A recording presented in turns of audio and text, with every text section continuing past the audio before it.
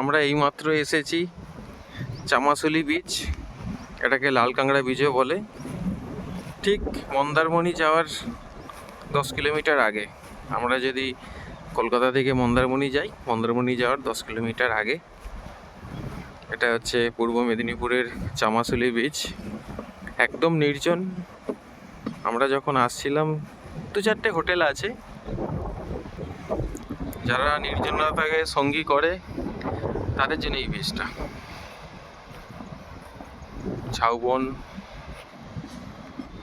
এখানে নৌকো তৈরিও হচ্ছে, এখানে এর পাশ দিয়েই এলাম।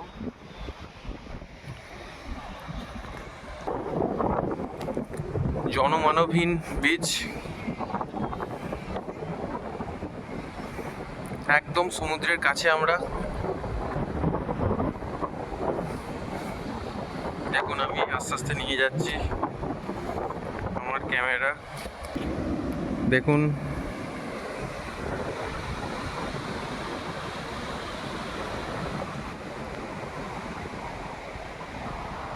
একদম দূর থেকে নিয়ে যাচ্ছি।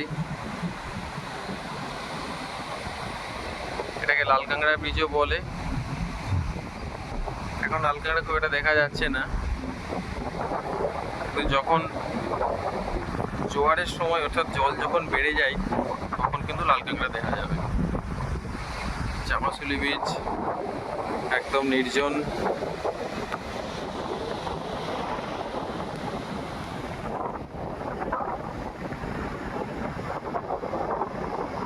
খুব ভালো জায়গা।